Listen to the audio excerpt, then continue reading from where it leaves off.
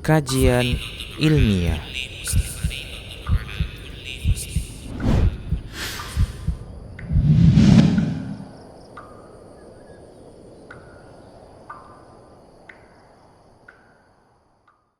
Assalamualaikum warahmatullahi wabarakatuh. Alhamdulillahi rabbil alamin, alladzi arsala rasulahu bil huda wa dinil haqq liyudhhirahu 'ala ad-dini kullihi walau karihal musyrikun. Wa asyhadu an la ilaha illallah wahdahu la syarika lah wa asyhadu anna Muhammadan 'abduhu wa rasuluh. Shalawatu rabbi wa salamu alaihi wa ala alihi wa sahbihi wa man tabi'ahum bi ihsanin ila yaumiddin. Alhamdulillah, layak kita haturkan kehadirat Allah Subhanahu wa taala. Allah taala jadikan kita hambanya yang beriman dan kita berada di barisan mukmin ahlus sunnah insyaallah. Kita berharap semoga nikmat iman dan menjadi ahlus sunnah bisa kita pertahankan sampai akhir hayat. Ada seseorang yang pernah berdoa di samping Imam Ahmad bin Hanbal rahimahullah taala. Orang ini membaca kalimat Allahumma amitna ala Islam. Ya Allah, wafatkanlah aku sebagai muslim. Sekilas doa ini menurut kita adalah doa yang sudah bagus, yang sudah sempurna.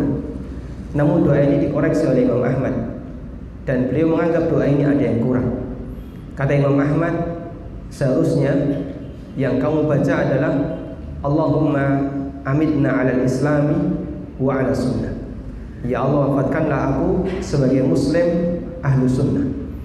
Satu hal yang sangat membanggakan ketika Allah Subhanahu wa taala menjadikan kita muslim ahlu sunnah, dan ketika kita menghadap kepada Allah kita juga menjadi muslim ahlu sunnah. Karena kita punya iman dan kita ahlu sunnah, maka kita berusaha bagaimana agar aktivitas yang kita lakukan selalu didasari dengan ilmu. Bagian dari ciri ahlu sunnah yang itu dianggap kelemahan oleh sekelompok yang lain, ahlu sunnah lebih banyak menyibukkan diri atau banyak kesibukannya didasari dengan ilmu sebelum mereka beramal. Banyak kelompok yang lain yang mereka mengkritik, ini kelompok kok isinya cuma pengajian saja di masjid, setiap hari hanya kajian dan kajian. Kenapa prakteknya lebih sedikit dibandingkan ngajinya? Hadirin bahkan Allah Subhanahu wa taala, justru inilah yang membedakan kita dengan umat sebelumnya yang telah dilaknat oleh Allah Subhanahu wa taala. Sebagaimana yang Allah nyatakan di surat Al-Fatihah, Allah menyebutkan ada 3 golongan. Satu golongan dipuji oleh Allah dan 2 golongan dicela oleh Allah Subhanahu wa taala. 2 golongan dicela oleh Allah semuanya gara-gara masalah ilmu dan amal. Golongan yang pertama yang Allah sebut dengan al-maghdubu alaihim, dan mereka adalah orang-orang Yahudi. Golongan yang kedua yang Allah sebut dengan ad-dallin, dan mereka siapa? Orang Nasrani. Kenapa Yahudi disebut oleh Allah al-maghdubu alaihim, manusia yang dimurkai? Kata Syekhul Islam, mereka disebut al-maghdubu alaihim li'annahu lam ya'mal bi'ilmi, karena mereka tidak mau mengamalkan ilmunya. Sementara Nasrani, mereka disebut oleh Allah Subhanahu wa taala sebagai ad-dallin, karena orang Nasrani itu laisa lahu ilmun fil amal. Mereka tidak punya ilmu ketika melakukan praktek dan amalan. Dan kita bisa jumpai umumnya kesalahan yang muncul di tengah masyarakat, salah satu di antara sebab terbesarnya adalah karena dia tidak punya ilmu. Karena itulah hadirin bahkan Allah Subhanahu wa taala, ciri khas seorang muslim, mereka adalah manusia yang sadar akan ilmu, berusaha mendekatkan dirinya kepada ilmu sebelum beraktivitas. Sampai Nabi SAW menjadikan ini bagian dari salah satu kewajiban bagi kaum mukminin, sebagaimana yang beliau nyatakan dalam sebuah hadis, talabul ilmi fardhatun ala kulli muslimin. Menuntut ilmu adalah kewajiban bagi setiap muslim. Dan umat Islam adalah ummatul qiraah, umat yang melek dengan aturan. Sebagaimana yang Allah isyaratkan, wahyu pertama yang Allah turunkan kepada nabinya berbunyi Iqra bismi rabbikal ladzi khalaq. Bacalah dengan menyebut nama Rabbmu. Artinya umat Islam adalah ummatul qiraah, yang mereka melek membaca aturan agar setiap aktivitas yang mereka lakukan bukanlah aktivitas yang salah. Ada banyak dalil dalam Al-Quran maupun hadis, di mana kita ditekankan bagaimana untuk mendasari setiap aktivitas kita dengan ilmu. Salah satunya pernyataan yang sangat terkenal dari Imam Bukhari dalam kitab sahihnya. Beliau membuat judul babul ilmi qabla al-qaul wal amal. Bab mengilmui terlebih dahulu sebelum orang itu berbicara dan beraktivitas, sebelum orang berbicara dan beramal. Lalu beliau membacakan firman Allah Subhanahu wa taala, liqaulihi ta'ala, karena Allah berfirman, fa'lam annahu la ilaha illallah wastaghfir lidzambika walil mu'minin. Ketahuilah bahasanya tidak ada Tuhan yang berhak disembah kecuali Allah, wastaghfir lidzambika, dan mintakanlah ampunan untuk dosamu dan untuk orang-orang yang beriman. Fabada'a bil ilmi qabla al qawli wal amal. Dalam hal ini Allah Subhanahu wa taala mengawali perintah fa'lam, ketahuilah. Allah mulai dengan ilmu sebelum Allah Subhanahu wa taala memerintahkan hal yang paling penting dalam kehidupan manusia, yaitu perintah untuk mentauhidkan Allah dengan la ilaha illallah. Kemudian hadirin makan Allah Subhanahu wa taala, terutama hal yang juga perlu kita ilmui dan tidak boleh kita lupakan adalah bagaimana ketika kita bermuamalah, bagaimana ketika kita bekerja, bagaimana ketika kita mencari penghasilan.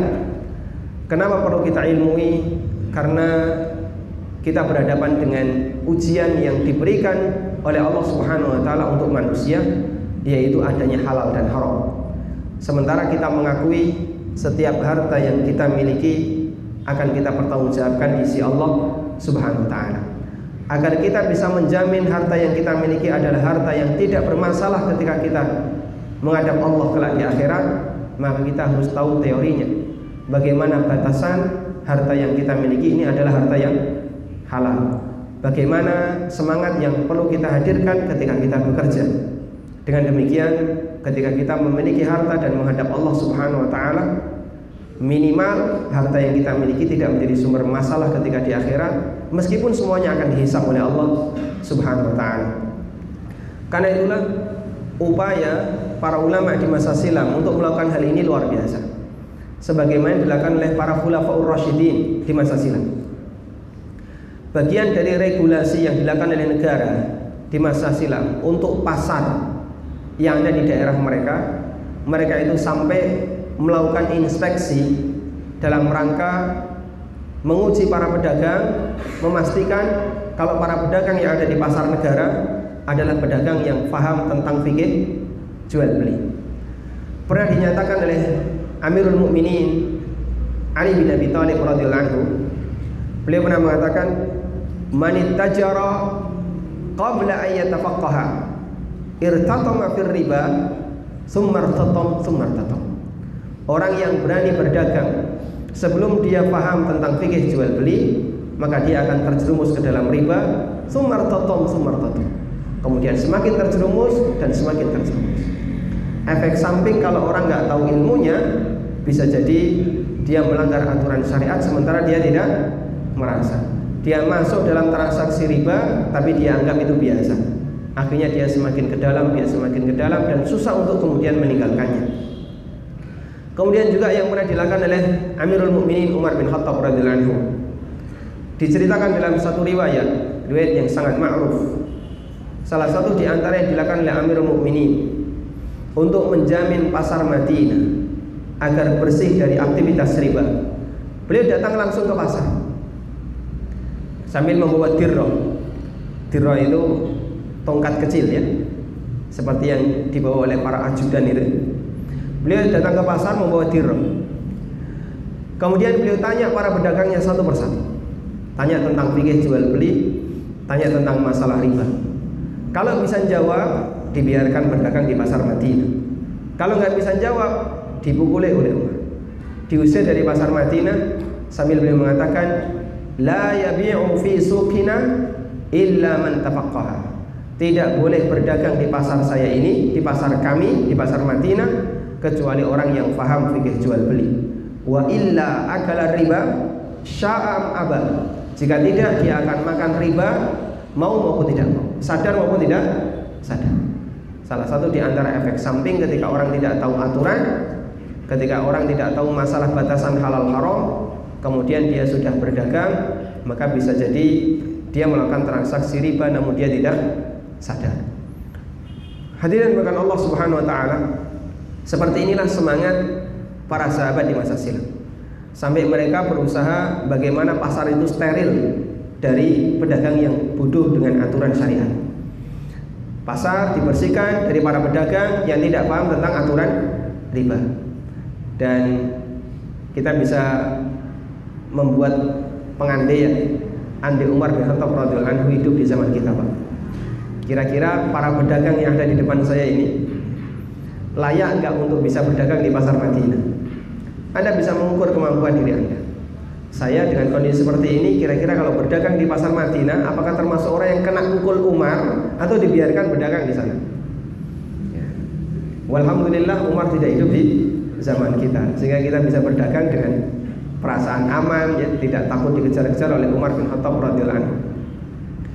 Kemudian prinsip semacam ini juga dilestarikan oleh para khalifah, oleh para amirul mukminin dari generasi ke generasi, sebagaimana juga yang pernah dialami di zaman Imam Malik bin Anas, yang waktu itu sudah masuk daulah Bani Abbasiyah. Imam Malik pernah diperintahkan oleh salah satu gubernur dari daulah Bani Abbasiyah untuk ngetes para pedagang di pasar. Kalau bisa jawab, diizinkan berdagang. Kalau enggak, mereka diusir. Sehingga kaum muslimin sejak masa silam turun-temurun mereka berusaha menjaga agar pasar itu selalu terjaga dari pedagang-pedagang yang tidak paham tentang masalah halal haram. Ini menunjukkan bagaimana pentingnya orang itu mendasari pengetahuan tentang masalah aturan syariat sebelum berdagang. Kemudian jamaah yang dimuliakan Allah Subhanahu wa taala, saya akan sebutkan beberapa catatan penting seputar pengantar yang perlu kita hadirkan dalam batin kita. Intinya adalah bagaimana menata hati sebelum berdagang, yang harus diketahui ketika orang hendak memulai berusaha. Jamaah yang dimuliakan Allah Subhanahu wa taala, mencari nafkah dalam Islam itu terpuji. Bahkan Rasulullah sallallahu alaihi wasallam menyebut orang yang memberikan nafkah kepada keluarga itu bernilai sebagai apa? Sedekah. Kata Nabi sallallahu alaihi wasallam kepada sahabat yang bertanya tentang masalah penghasilan, kata beliau, wa innaka lan tunfiqu nafaqatan tabtaghi biha wajhallah illa ujirta 'alaiha. Dan kamu setiap kali memberikan nafkah dengan mengharap wajah Allah Subhanahu wa taala, kamu akan mendapatkan pahala darinya. Hatta ma tad'a fi fimra'atik, sampai sesuap makanan yang kamu berikan, yang kamu taruh di mulut istrimu. Sehingga memberikan nafkah kepada keluarga dalam Islam terpuji. Karena itulah hadirkan motivasi ketika Anda bekerja. Saya berusaha untuk mencari penghasilan, saya berusaha untuk mencari harta. Tujuan besarnya adalah untuk memberikan nafkah bagi diri saya, bagi istri saya, bagi anak saya.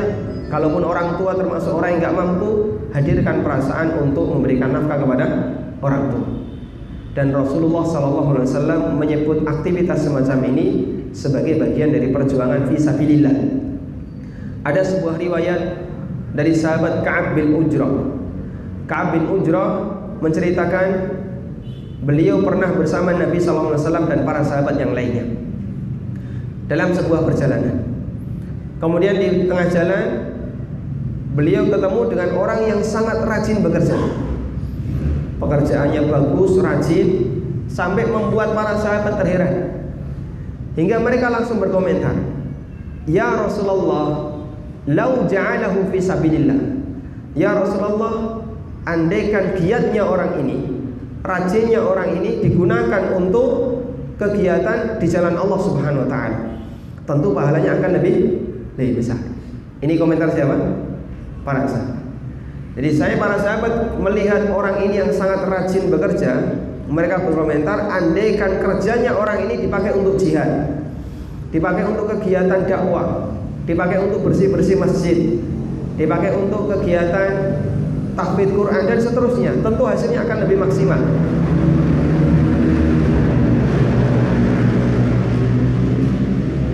Tapi coba kita lihat, Bagaimana komentar Rasulullah SAW? Kata Nabi SAW, in kana kharaja yas'a ala waladi sigara.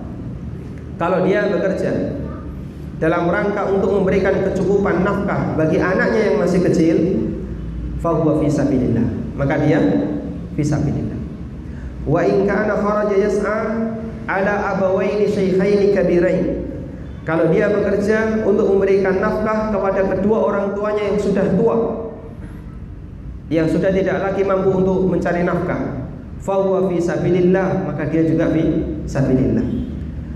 Wa in kana kharaja yas'a ala nafsihi ya'ufuha alaihi. Kalau dia bekerja untuk mencukupi kebutuhan pribadinya agar dia tidak meminta-minta, menjaga kehormatan dia agar tidak meminta-minta, kata beliau, fa huwa fi sabilillah, orang ini juga fi sabilillah. Namun ada bekerja yang dicela oleh Nabi sallallahu alaihi wasallam. Di poin yang keempat beliau mengatakan, wa in kana kharaja yas'a mufakharatan wa riya'an.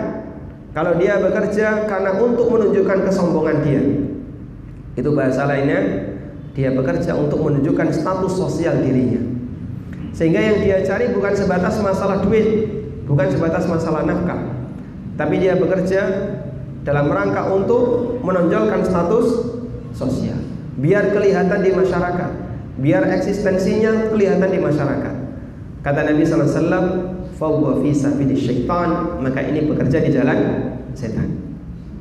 Dan bisa kita jumpai ada banyak orang yang bekerja tujuannya bukan dalam rangka sebatas cari nafkah, tapi tujuannya adalah bagaimana dia bisa mendapatkan kebanggaan di tengah masyarakat, kelihatan status sosialnya. Sampai banyak di antara mereka yang harus nekat nyogok demi posisi. Ada yang dia bekerja memaksakan diri, pokoknya saya harus jadi PNS. Kalau nggak PNS kurang terhormat di masyarakat.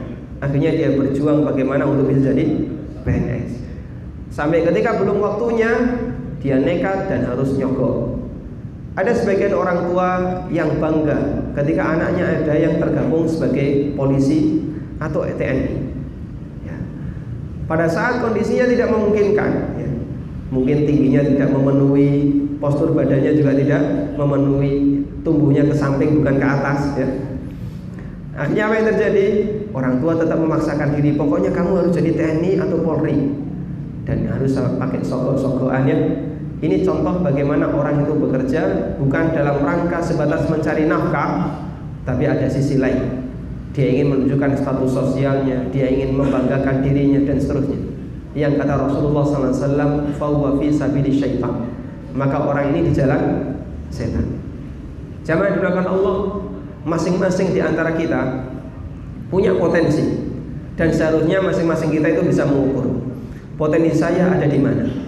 Karena Islam menghargai setiap potensi yang kita miliki. Nabi Muhammad SAW tidak memaksa kita, kalian semua harus jadi pedagang, enggak. Kalian semua harus jadi guru, tidak. Beliau menghargai masing-masing potensi, dan yang terbaik di antara mereka adalah yang menggunakan potensinya untuk Islam.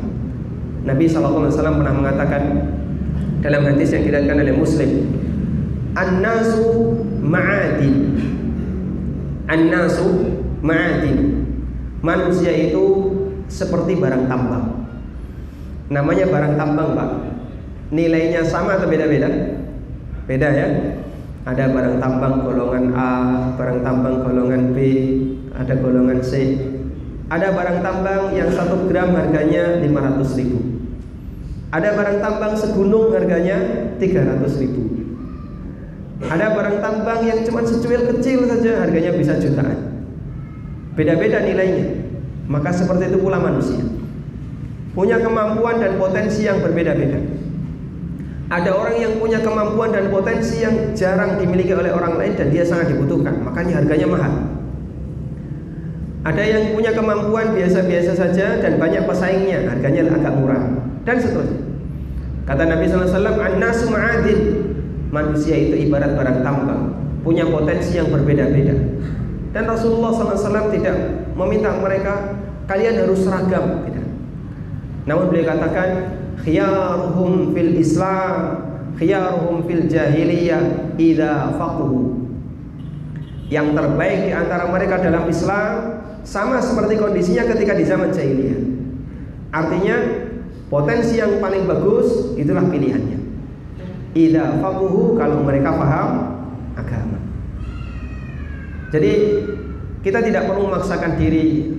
Pokoknya saya harus jadi apa misalnya, harus jadi PNS, saya harus jadi aparat, saya harus jadi pejabat dan seterusnya. Memaksakan diri bisa jadi salah satu di antara sebab Anda akan menyimpang dari potensi yang Anda miliki.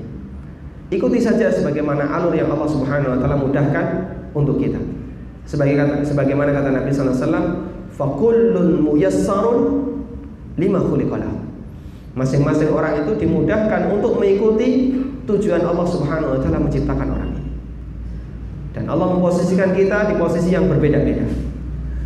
Kemudian hadirin makan Allah Subhanahu wa taala, ketika kita bekerja, kita juga perlu memperhatikan bahasanya dalam Islam harta itu oleh Nabi SAW beliau nilai tidak satu tingkatan, tapi harta itu bertingkat. Harta itu bertingkat. Saya berbicara untuk harta yang semuanya di ranah harta yang halal. Dari sekian banyak harta yang halal itu, Rasulullah SAW mengajarkan bahwasanya harta yang halal itu tidak satu tingkatan, tapi harta yang halal itu bertingkat.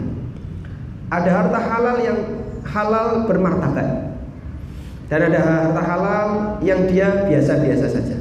Ada harta halal namun tidak bermartabat, sehingga tingkatannya berbeda. Kalau dalam filosofi orang Jawa, mereka juga punya semacam ini ya. Kita diajarkan bondo, yang namanya harta itu beda-beda.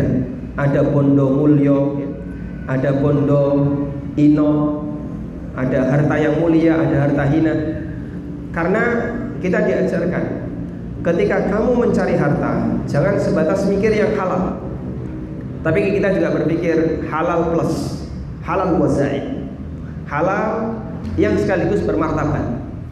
Karena kamu kalau ingin mendapatkan keberkahan, tidak hanya sebatas bagaimana mendapatkan yang halal, tapi juga harus mendapatkan prestasi di sana. Dan di antara bentuk harta yang bermartabat, ini pernah dipuji oleh Rasulullah SAW ketika beliau ditanya dalam sebuah hadis riwayat Ahmad dari sahabat Rafi bin Khadij. Ada sahabat yang bertanya kepada Nabi SAW, "Ya Rasulullah, ayyul kasbil atyab?" Ya Rasulullah, penghasilan apakah yang paling thayyib? Kemudian Nabi SAW mengatakan, "Amalur rajul biyadihi wa kullu bayyin mabrur." Penghasilan yang paling thayyib, kata beliau menyebutkan dua. Yang pertama, hasil dari kerja jerih payah seseorang, dari hasil pribadinya. Dan yang kedua, wa kullu bayyin mabrur, hasil dari keuntungan jual beli yang mabrur. Ada dua yang dipuji Nabi sallallahu alaihi wasallam. Pertama apa? Hasil dari kerja pribadi, jerih payah pribadi. Dan yang kedua, hasil dari keuntungan jual beli yang mabrur. Dua-duanya disebut oleh Nabi sallallahu alaihi wasallam sebagai atyabul makasib, penghasilan yang paling thayyib. Berarti dia sangat bermartabat. Dalam hadis ini Nabi sallallahu alaihi wasallam memuji salah satunya adalah hasil dari kerja pribadi. Dan salah satu di antara harta bermartabat adalah harta yang kita dapatkan dari jerih payah kita. Artinya Muslim itu dituntut sebagai orang yang mandiri, sebagai orang yang tidak menggantungkan diri kepada orang lain. Tapi bagaimana agar dia menjadi orang yang berusaha untuk mendapatkan apa yang dia butuhkan, bukan menggantungkan diri kepada orang lain. Karena itulah harta yang bermartabat bukan harta hasil warisan. Harta bermartabat bukan harta hasil hadiah, bukan harta hasil pemberian. Kita tidak dianjurkan perbanyak mengharapkan hadiah, perbanyak mengharapkan pemberian, tidak dianjurkan. Tapi kita dianjurkan bersikap positif, mencari yang terbaik, ikhlas ala ma yanfa', bersemangatlah untuk sesuatu yang bermanfaat bagimu. Mencari sendiri, bukan menggantungkan kepada orang lain. Dan yang kedua, hasil dari jual beli yang mabrur. Hasil dari jual beli yang mabrur. Kapan sebuah jual beli disebut sebagai jual beli yang mabrur? Jadi Bapak Ibu, di sini ada istilah mabrur untuk jual beli. Mungkin kita selama ini memahami istilah mabrur hanya untuk haji ya. Makanya kalau ada jamaah atau ada tetangga yang baru saja pulang haji, kita datang ke rumahnya sambil memberikan ucapan selamat, semoga jadi haji yang mabrur dan ngalap berkah, nyari zam-zam ya. Sebenarnya ucapan ini juga bisa kita lakukan untuk kawan yang baru saja selesai jual beli. Misalnya ada kawan Anda yang baru saja jual mobil, jangan lupa datang ke rumahnya, kasih ucapan selamat, semoga jadi jual beli yang mabrur dan ngalap berkah ya. Barangkali ada cipratannya. Jadi mabrur tidak hanya berlaku untuk haji. Nabi SAW memuji jual beli yang baik itu dengan sebutan baik mabrur, jual beli yang mabrur. Kapan sebuah jual beli terhitung sebagai jual beli yang mabrur? Ada dua persyaratan di sana. Pertama, jual beli itu memenuhi setiap ketentuan yang ada dalam syariat. Rukunnya terpenuhi, syaratnya terpenuhi, dan tidak mengandung unsur yang terlarang. Yang kedua, jual beli ini tidak meninggalkan sengketa di belakang. Sehingga begitu selesai jual beli, penjual dapat untung, pembeli puas, dan mereka tidak ada sengketa. Selesai di dunia, nggak ada kelanjutannya. Jual beli semacam ini adalah jual beli yang mabrur. Karena itulah dalam Islam kita diajarkan beberapa adab. Sudah Isya 3649. Ini yang benar yang mana? Oh, kecepatan. Alarmnya kecepatan ya. Kita diajarkan bagaimana untuk melakukan jual beli yang mabrur, seperti adanya hak khiyar, adanya hak pilih antara melanjutkan atau membatalkan akad karena orang itu apa? Merasa tidak puas dengan akad yang terjadi. Satu prinsip hadirin dimuliakan Allah. Jangan sampai aktivitas dunia yang kita lakukan di sini berlanjut di akhirat. Jangan sampai ketika Anda melakukan transaksi jual beli, kemudian ada konsumen yang nggak terima atau penjual yang nggak terima, terus sengketa belum selesai, lanjut di akhirat. Karena kita tidak bisa menjamin siapa yang nanti akan dibela oleh Allah Subhanahu Wa Taala, saya ataukah dia. Sehingga jangan sampai jual beli yang remeh-temeh, yang sifatnya hanya mungkin hal kecil, 1 juta, 2 juta, 3 juta, mengurangi amal kita ketika di akhirat. Sangat sayangkan. Kamu nggak rampung, nggak selesai jual beli di dunia, lanjut di akhirat, menyedihkan kan ya.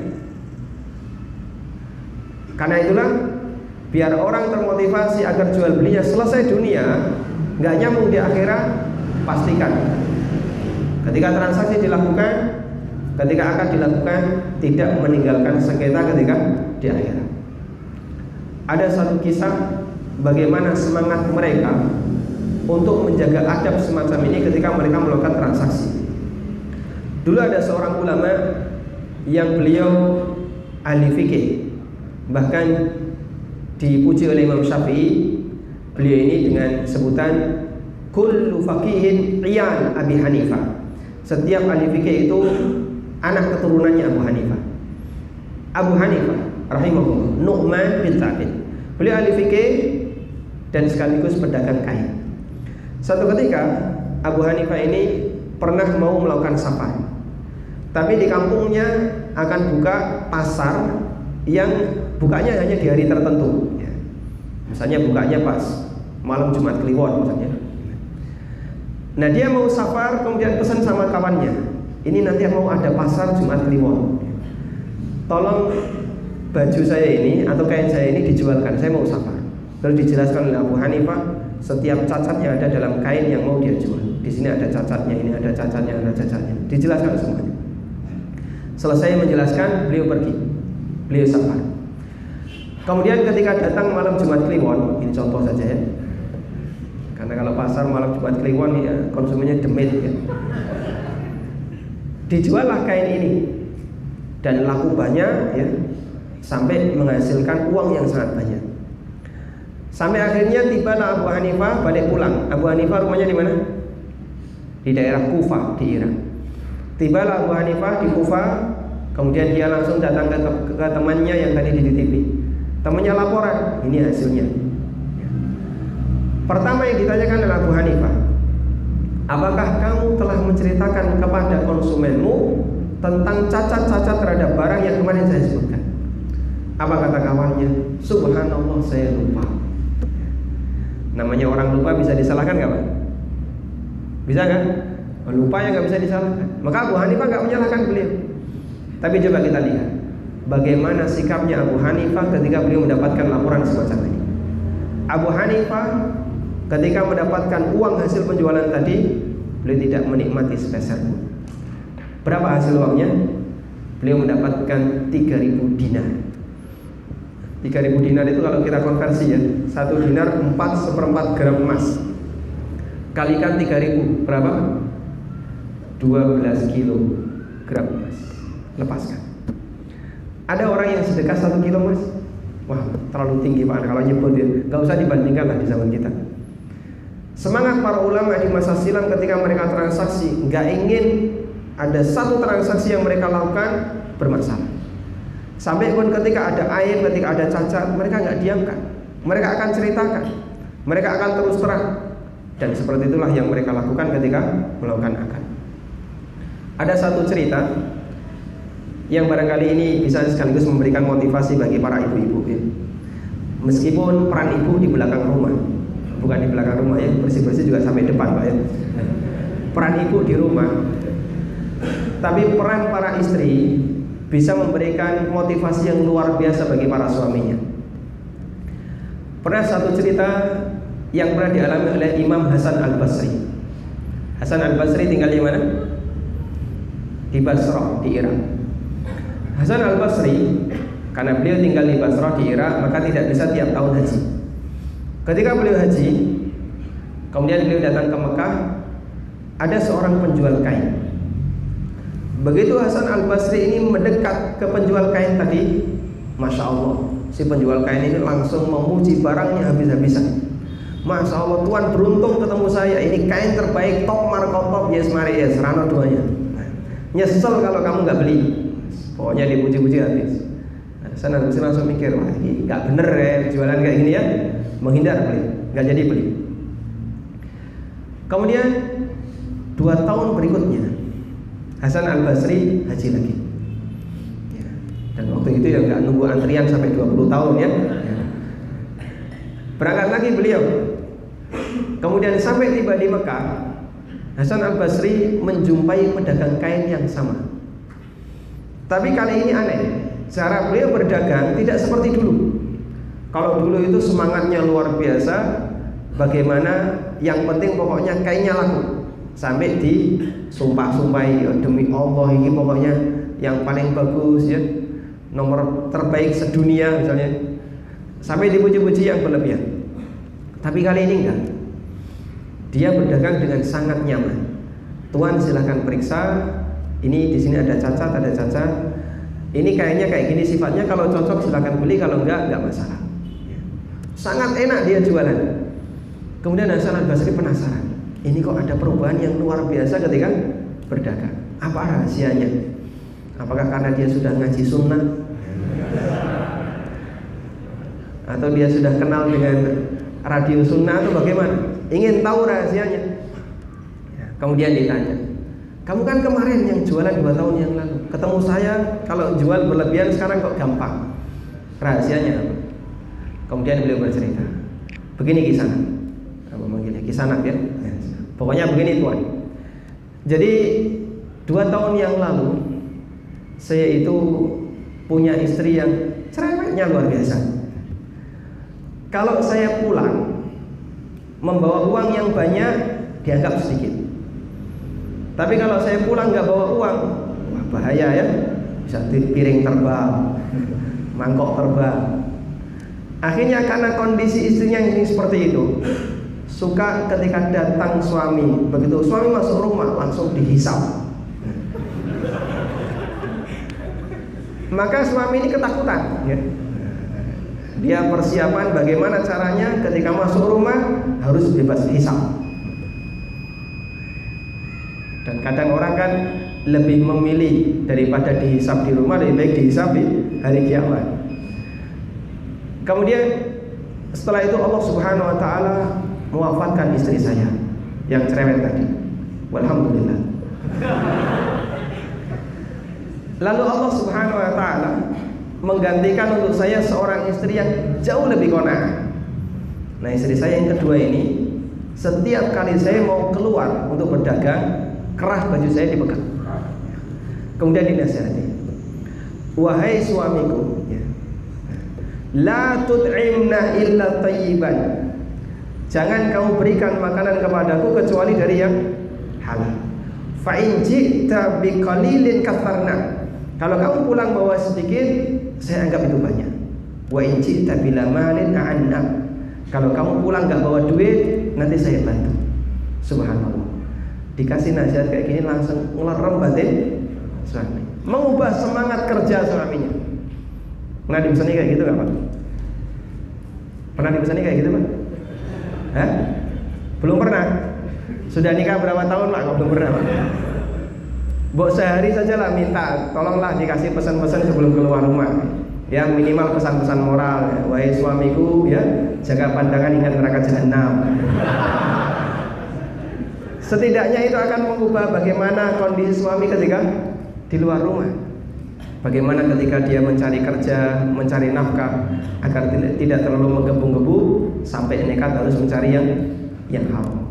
Jadi dengan menata semacam ini, kita akan bisa berusaha mengatur diri ketika kita bekerja agar penghasilan yang kita dapatkan adalah penghasilan yang murni halal. Tentang bagaimana rincian fikih jual beli dan batasan halal haram tentu saja tidak bisa dikupas di forum ini Pak ya. Karena untuk membahas masalah halal haram, KPMI menyelenggarakan workshop 2 hari. Tidak mungkin kita seringkas jadi setengah jam. Karena itu nanti kami sarankan untuk bisa belajar. Dan alhamdulillah sudah banyak artikel yang kita upload di internet. Anda bisa buka pengusahamuslim.com atau di konsultasi syariah atau di situs Rumaiso atau Muslim Or'id. Insya Allah di sana sudah ada beberapa penjelasan seputar masalah halal haram ketika bertransaksi. Wallahu ta'ala alam. Kita sudah masuk waktu isya ya. Ada 3 menit mungkin untuk persiapan. Wassallallahu ala nabiyyina Muhammadin wa ala alihi wa sahbihi wasallam. Wa akhiru da'wana alhamdulillahi rabbil alamin. Subhanakallahumma wa bihamdika asyhadu an la ilaha illa anta astaghfiruka wa atubu ilaik. Wassalamualaikum warahmatullahi wabarakatuh. Assalamualaikum warahmatullahi wabarakatuh. Alhamdulillah wassalatu wassalamu ala Rasulillah wa ala alihi wa sahbihi wa mawala.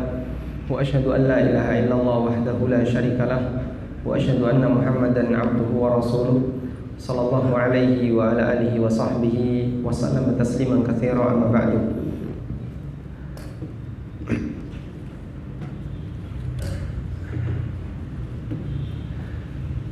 Transaksi dalam Islam hukum asalnya diperbolehkan. Sebagaimana Allah Subhanahu wa taala mengatakan dalam Al-Qur'an, "Huwallazi khalaqalakum ma fil ardi jami'a." Dialah Zat yang telah menciptakan untuk kalian segala sesuatu yang ada di muka bumi ini. Karena itulah Allah Subhanahu wa taala mengizinkan bagi kita untuk memanfaatkan apapun yang ada di permukaan bumi ini. Dan pemanfaatan itu bagi kita dibatasi oleh kepemilikan. Kita hanya bisa memanfaatkan barang yang kita miliki. Karena itu kalau barang dimiliki oleh orang lain, maka kita bisa memanfaatkannya setelah kita melakukan akad dengan dia. Baik jual beli, sewa menyewa, pinjam atau akad yang lainnya. Sehingga ayat ini jadi dalil, berarti kalau begitu hukum asal transaksi jual beli adalah mubah. Dan Allah juga menegaskan dalam Al-Qur'an, wa ahallallahu al-bai'a wa harrama riba. Dan Allah halalkan jual beli dan Allah haramkan riba. Kemudian transaksi yang haram dalam Islam itu sedikit karena sifatnya pengecualian. Hukum asal dari transaksi adalah halal kecuali yang dilarang. Dan namanya pengecualian pasti lebih sedikit dibandingkan yang terkecualikan. Kalimat akan menjadi tidak baku kalau ada orang yang membuat pengecualian terbalik. Misalnya ada salah satu ruangan kelas isinya 100 orang. Kemudian orang membuat kalimat, semua siswa hadir kecuali 99 orang. Berarti yang hadir berapa? 1. Kalimat ini salah betul? Salah atau betul? Salah ya. Semua transaksi diperbolehkan kecuali yang dilarang. Berarti transaksi yang dilarang hukumnya atau jumlahnya jauh lebih sedikit. Karena itulah kita bersyukur kepada Allah Subhanahu wa taala. Allah jadikan hukum asal dari akad adalah mubah. Kemudian jamaah di belakang Allah, kalau kita mengenali masing-masing di antara yang haram, tentu waktunya tidak cukup. Para ulama mengatakan intinya transaksi yang haram itu adalah transaksi yang mengandung 3 pelanggaran. Yang pertama, transaksi yang di situ ada unsur kezaliman. Semua transaksi yang di situ ada unsur kezaliman, maka hukumnya dilarang. Bahkan Allah Subhanahu wa taala menyebut orang yang makan harta orang lain secara zalim sebagai tindakan memakan harta secara batil. Allah mengatakan, ya ayyuhalladzina amanu la ta'kulu amwalakum bainakum bil batil illa an takuna tijaratan an taradin minkum. Wahai orang yang beriman, janganlah kalian makan harta orang lain secara batil, yaitu tidak melalui saling ridho, kecuali illa an takuna tijaratan an taradin minkum, kecuali melalui perdagangan yang saling ridho di antara kalian. Sehingga termasuk di antara bentuk transaksi yang batil adalah transaksi yang dilakukan dengan adanya unsur kezaliman. Hati-hati dan waspada, karena kezaliman itu tidak akan pernah dilupakan oleh Allah Subhanahu wa taala meskipun kita melupakannya. Sebagaimana Allah Subhanahu wa taala katakan, ahsahullahu wa nasuh. Allah menghitungnya dan manusia melupakannya. Dan kita jangan sampai punya persangkaan bahasanya Allah akan melupakan kezaliman yang pernah kita lakukan. Wala tahsabannallaha ghafilan amma ya'maludz zalimun. Jangan sampai kamu menyangka bahasanya Allah itu lupa dari perbuatan orang yang zalim. Innama yu'akhiruhum liyaumin tashkhasu fihi al-qulub, tashkhasu fihi al-absar. Allah akhirkan hukuman untuk mereka sampai datangnya hari di mana semua mata terbelalak. Barangkali dulu waktu masih muda, ketika kita masih di usia sekolah, kita sering menzalimi orang lain tapi kita melupakannya. Padahal zalim terhitung perbuatan dosa dan dinilai Allah sebagai maksiat ketika kita lakukan pada saat kita sudah balik. Mulai menghitung, barangkali ada di antara kita yang dulu waktu masih SMA pernah naik angkot nggak bayar. Zalim nggak itu? Zalim ya? Zalim. Sudah lupa belum? Menolak lupa. Nggak boleh lupa. Zalim nggak boleh kita lupakan. Atau mungkin dulu waktu masih SMA Anda sering membuli kawan Anda sampai nangis, atau mendolimi kawan Anda. Kita lupa dan Allah mencatat. Hati-hati dengan kezaliman, karena Allah Subhanahu wa taala tidak pernah melupakan kezaliman. Dosa itu ada 3 tingkatan. Ada dosa yang kemungkinan besar diampuni oleh Allah. Ada dosa yang tidak akan diampuni oleh Allah. Dan ada dosa yang tidak akan dibiarkan oleh Allah. Dosa yang kemungkinan besar diampuni oleh Allah adalah dosa yang sifatnya pribadi, hubungan dia dengan Allah namun tidak sampai pada derajat kekufuran. Seperti orang maksiat, misalnya melihat sesuatu yang enggak baik, atau maksiat dalam bentuk maksiat pribadi, melanggar syariat yang Allah Subhanahu wa taala berikan. Kemudian ada dosa yang tidak akan diampuni oleh Allah, semua dosa kekufuran, baik yang bentuknya syirik maupun selain syirik. Dan ada satu dosa yang tidak dibiarkan oleh Allah, yaitu dosa dalam bentuk menzalimi orang lain.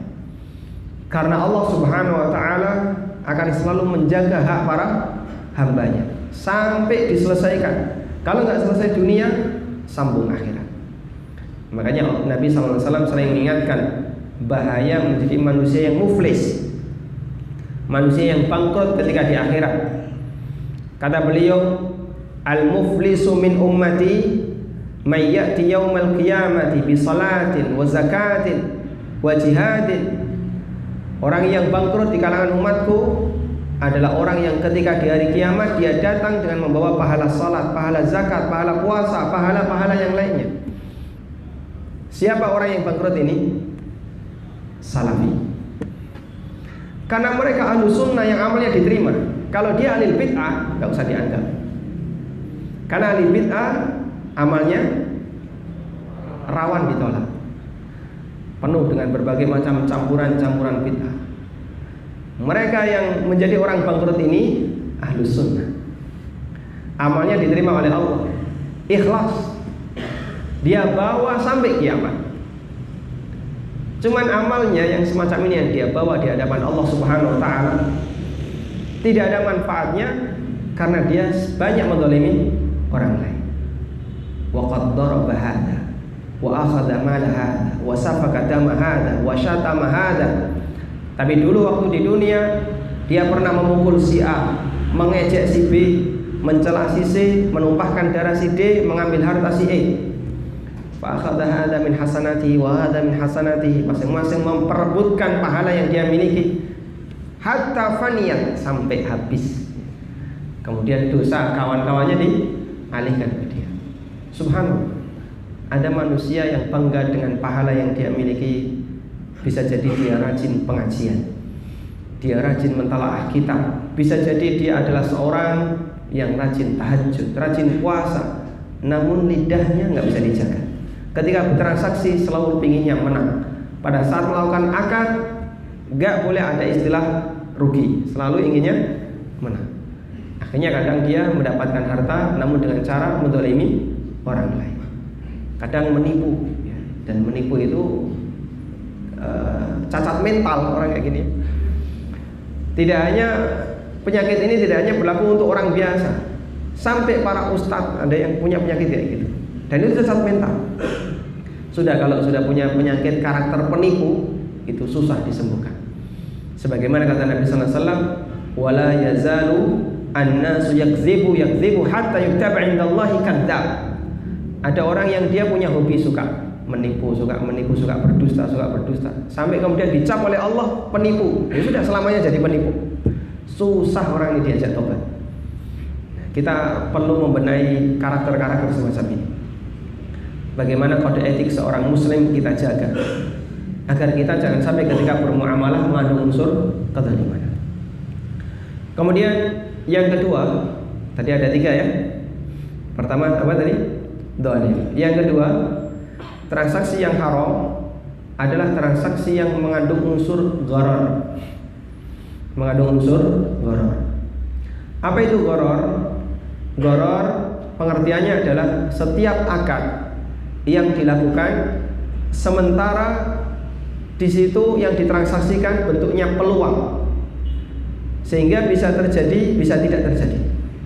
Bentuknya peluang, bisa ada, bisa tidak ada, bisa menguntungkan, bisa merugikan. Dan ada unsur mukhatarah, untung-untungan, sehingga ada sebagian pihak yang dia untung di atas kerugian orang lain. Itulah, meskipun mereka saling ridho. Contoh yang paling gampang seperti judi.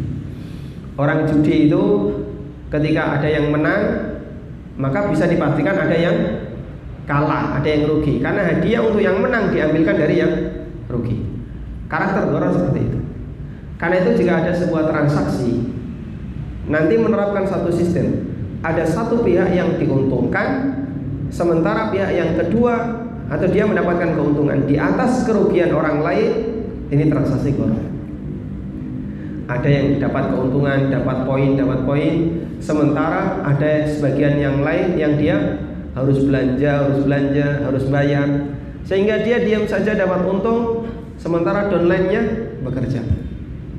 Ini salah satu di antara karakter transaksi yang gharar, dan itu dilarang oleh Nabi sallallahu alaihi wasallam, sebagaimana kata Rasulullah sallallahu alaihi wasallam, nahan Nabi sallallahu alaihi wasallam an bai'il gharar. Nabi sallallahu alaihi wasallam melarang jual beli gharar. Kemudian yang ketiga, mengandung unsur riba. Dan ini dosa yang sangat besar, bahkan satu-satunya dosa dalam bentuk memakan sesuatu yang diancam perang oleh Allah dan Rasulnya ketika di hari kiamat. Sebagaimana kata Allah, wa daru ma baqiya minar riba in kuntum mu'minin fa illam taf'alu fa'dhanu biharbin minallahi wa rasulih. Tinggalkan sisa-sisa riba kalau kamu beriman. Jika kamu tidak mau melakukannya, maka umumkan untuk perang dengan Allah dan Rasulnya. Coba kita perhatikan. Dalam ayat ini Allah tidak perintahkan tinggalkan sebagian besar riba. Tapi Allah katakan wadaru ma baqiya minar riba. Tinggalkan sisa-sisa riba. Kalau di tempat kita ada sebuah lembaga keuangan yang dia menyatakan dirinya berlabel syariah, dan dia sendiri mengakui kami ini pindah dari konven ke syariah, makanya ribanya belum hilang 100%, masih ada sisa-sisa riba. Sehingga kira-kira kalau kita menerapkan ayat ini, tinggalkan sisa-sisa riba, kalau enggak kamu saya tantang perang dengan Allah dan Rasulnya. Umumkan untuk perang dengan Allah dan Rasulnya. Berarti kira-kira ayat ini itu lebih berlaku untuk yang konven atau yang berlabel syariah? Yang mana Pak? Kenapa? Sisa-sisa riba ya. Kenapa dia tidak bisa meninggalkan sisa-sisa riba? Ini bukan sesuatu yang membanggakan. Kalau masih ada sisanya, perjuangkan untuk dibersihkan. Kenapa masih harus dibanggakan? Masih harus dipegangi. Maka meninggalkan sisa riba atau sebagian riba ditinggalkan belum cukup. Karena ini diperintahkan oleh Allah wa daru ma baqiya minar riba. Tinggalkan sisa-sisa riba. Sehingga orang tidak boleh merasa puas, merasa bangga sebagian riba sudah kami bersihkan. Enggak, harus semuanya. Tidak boleh ada yang tersisa. Karena ancaman perang itu berlaku untuk mereka yang tidak mau meninggalkan sisa riba. Kalau sisa riba saja tidak mau dia tinggalkan, apalagi bagi mereka yang tidak mau meninggalkan riba seutuhnya. Tentu dosanya akan lebih besar. Dan alhamdulillah kaum muslimin saat ini dengan adanya gerakan anti riba di mana-mana dengan nama yang beraneka ragam ya. Ada BTR, pengusaha tanpa riba, ada BTR, bahagia tanpa riba, ada apa lagi? Ada WTR, wanita tanpa riba. Dengan beraneka ragam nama. Saya masuk di banyak kelompok-kelompok anti riba itu. Ada bar ya, Banyumas anti riba itu di daerah Banyumas sana. Dan seterusnya. Alhamdulillah itu semangat yang bagus. Cuman banyak di antara mereka yang hanya fokus yang penting pokoknya tidak riba. Padahal masih ada harta haram yang lain yang perlu kita perhatikan.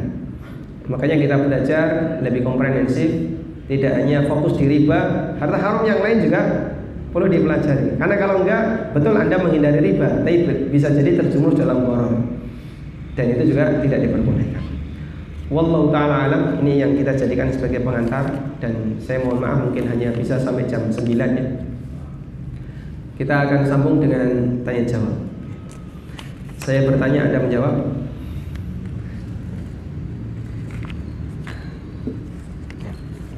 Cukup ya, jangan ditambah. Hal mim mazid? Oh, masih ada tambahan.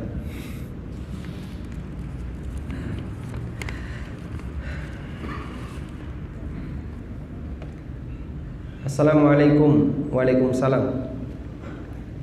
Halalkah bekerja sebagai supir taksi online, Gokar, di mana perusahaan taksi online itu menyuruh memberikan syarat agar kita mengasuransikan kendaraan yang kita gunakan sebagai taksi online. Nah, termasuk di antara transaksi gharar adalah asuransi. Karena ketika orang bayar premi, dia itu membeli peluang apa? Peluang jaminan resiko. Dia membeli peluang mendapatkan jaminan resiko. Namanya resiko itu pasti atau tidak? Pasti atau tidak? Tidak.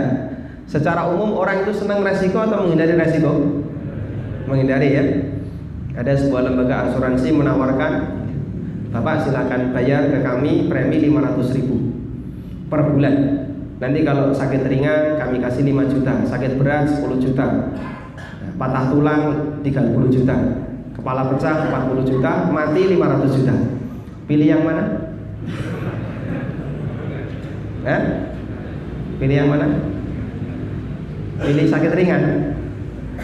Sehingga menjadi orang yang sakit-sakitan bahagia dia ya. Tiap hari batuk ya, sentuh di batuk ya. Aneh. Pemahaman asuransi itu aneh. Cara berpikir yang aneh. Kalau dia misalnya ikut terus bayar premi 500, 4 bulan, mati dapat 500 juta. Modalnya berapa tadi? 2 juta. Dapat untung berapa? 500 juta. Untung atau rugi?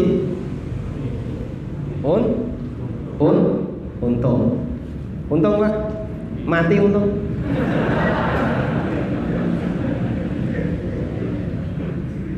Mereka yang dapat asuransi dengan nilai besar setelah mati untung nggak? Ya, luar biasa perjuangan orang ini ya, demi anak dan istrinya. Yang penting mereka kaya meskipun saya mati. Subhanallah. Jadi kita kadang merasa aneh. Ada orang itu mengejar kebahagiaan setelah mati. Makanya kadang ada orang yang matinya pakai sensasi, bakar diri, atau misalnya apa, terjun ya, terjun bebas. Dia mati dengan kondisi sensasi. Kemarin ada di Jogja, naik Gunung Merapi, nyemplung di kawah, mati. Nah ini mati yang Masya Allah, konyol sekali, tidak membanggakan. Termasuk juga ada orang yang bagaimana caranya agar ketika saya mati keluarga saya kaya. Nah, dia ikut asuransi. Hadirin makan Allah Subhanahu Wa Taala. Asuransi termasuk dorong. Cuman di sini para ulama mengatakan ada pengecualian, yaitu asuransi yang sifatnya mengikuti. Karena mengikuti tidak diperhitungkan. Ada kaidah mengatakan yathbutu tab'an ma la yathbutu istiqlalan. Kalau mengikuti tidak diperhitungkan, tapi kalau berdiri sendiri nggak boleh. Sebagai contoh, misalnya asuransi fasilitas transportasi. Kita mau naik kendaraan umum apapun pasti ada asuransinya. Anda naik angkot ada asuransinya, Anda naik bis kota ada asuransinya. Nanti naik kendaraan yang lain ada asuransinya, pesawat ada asuransinya. Nggak ada orang yang bisa naik kendaraan tanpa asuransi kecuali odong-odong. Makanya ketika dia naik pesawat kemudian dia beli tiket dan itu ada asuransinya, boleh atau tidak? Tetap naik pesawat nggak? Hah? Tetap. Karena kalau enggak kan nggak mungkin. Semua yang berangkat haji, berangkat umroh, dia ikut asuransi naik kendaraan. Cuman asuransi di sini sifatnya hanya mengikuti. Makanya Anda bisa survei untuk para penumpang gitu ya. Bapak kenapa ingin naik pesawat? Saya ingin ikut asuransinya. Masya Allah. Berarti berharap kecelakaan. Nggak ada yang kayak gitu. Baik. Termasuk juga di Gokar ini, jadi supir online, asuransi sifatnya mengikuti, sehingga tidak mempengaruhi akad dia terhadap pihak taksi online. Insya Allah halal meskipun ada asuransinya.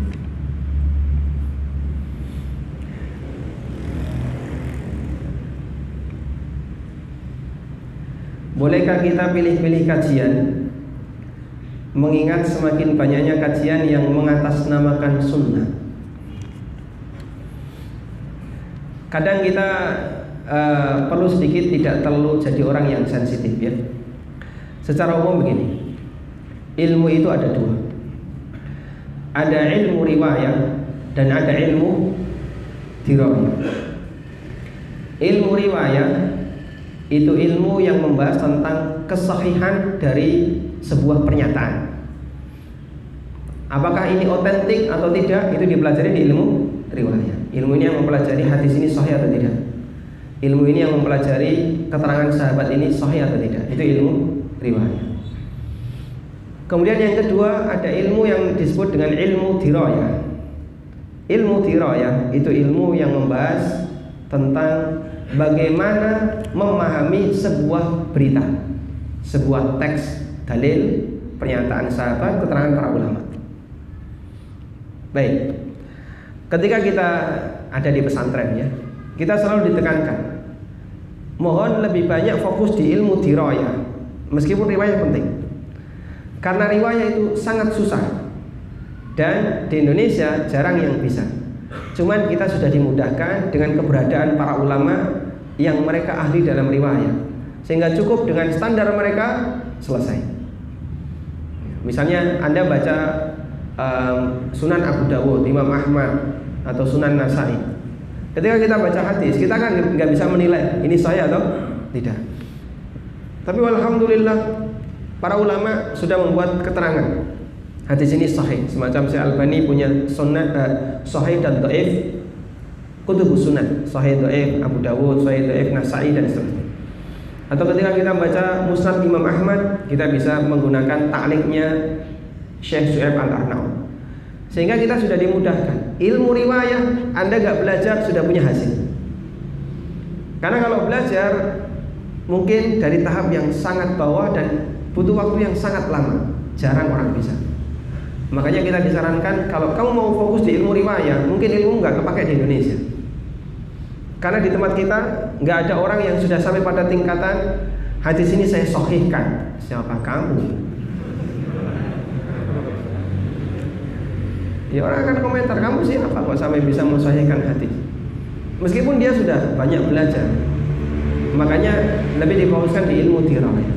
Bagaimana menggali makna dari sebuah riwayat. Nah, ketika Anda melakukan kajian, kadang ada sebagian orang yang terlalu sensitif dengan ilmu riwayat. Ustadz Fulan bahaya, Ustadz Fulan seperti ini. Akhirnya dia cuma sibuk gitu aja, dipetani satu-satu ustadz. Sudah, setelah itu dia nggak dapat apa-apa. Padahal kita belajar untuk mencari hikmah, mana yang kita butuhkan untuk hidup, bukan apa yang dibutuhkan oleh orang lain. Ya, kamu kalau ngaji ke ustadz ini, dia cerita apa yang dibutuhkan oleh orang lain. Seharusnya yang dia lebih tekankan apa? Apa yang kamu butuhkan? Pelajari apa yang kamu butuhkan, selanjutnya amalkan sebisanya. Jangan terlalu sibuk ngurusi itu. Meskipun mencari guru itu penting. Mencari guru penting. Karena mencari guru itu sama dengan membangun ideologi. Belajar agama sama dengan membangun ideologi. Sebagaimana kata Muhammad bin Sirin, al-ilmu minad din, fandur amman ta'khuduna dinakum. Ilmu itu bagian dari agama. Kalian itu perhatikan dari mana agama itu kalian ambil. Kalau Anda sudah bisa memastikan konten yang disampaikan oleh Ustadz Fulan, insya Allah tidak ada masalah, hadisnya sahih. Beliau bukan ahli orang yang suka menyampaikan hadis dhaif, nggak suka cerita-cerita dusta. Insya Allah apa yang disampaikan aman. Tinggal kita cari apa yang saya butuhkan. Semakin banyak kita menambah apa yang kita butuhkan, kita bisa semakin lebih sempurna pengetahuannya. Al-hikmatu dhalatul mu'min. Hikmah itu barang hilangnya orang beriman. Dimanapun dia dapatkan, dia yang paling berhak. Dan dari pengalaman ketika kita belajar ya, dulu ada kawan-kawan saya yang dia sibuk dengan seperti itu. Ustadznya dipetani satu-satu, ada kesalahan dikit buang, ada apa? Dipetani semuanya sampai telur-telurnya kena gitu. Tapi hasil akhirnya apa? Ketika kita sudah sama-sama dewasa, kelihatan hasil akhirnya. Ada yang dari dulu baca kitab nggak bisa-bisa. Ada yang dari dulu ngaji itu saja yang dipelajari, nggak pernah ganti dengan tema yang lain. Dia nggak berubah, pengetahuannya hanya sebatas itu. Sangat disayangkan waktu ya ikhwan. Jadi kita hargai setiap ilmu yang disampaikan. Ya silahkan mencari guru yang terbaik, tapi jangan terlalu sensitif dalam masalah penilaian.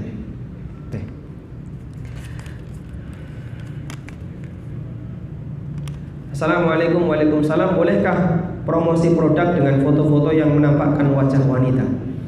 Dan bagaimana dengan sistem diskon dibolehkan dalam Islam? Kalau yang pertama jelas sangat tidak direkomendasikan. Jangan dilakukan maksudnya. Ya bahasa lebih kasarnya lagi nggak boleh. Anda bisa gunakan manekin, kan yang penting yang dijual orangnya atau pakaiannya? Hah? Yang dijual pakaiannya.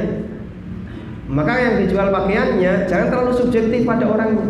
Wah ini bagus. Nah yang pakai artis kayaknya bagus. Coba nanti kalau yang pakai ibu dapur misalnya, nanti beda suasananya. Maka dipakai yang kira-kira netral. Anda bisa gunakan manekin, atau alat bantu yang lain yang kira-kira tidak bermasalah. Bagaimana sistem diskon yang dibolehkan dalam Islam? Diskon yang boleh adalah diskon yang sifatnya dadakan, kayak tahu bulan ya.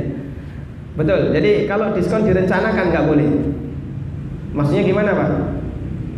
Kalau ada orang menjual barang, misalnya begini, ini saya jual secara kredit, harganya 1 juta selama 1 tahun. Tapi kalau kamu bisa lunas 6 bulan, saya kasih potongan 200.000, jadi 800.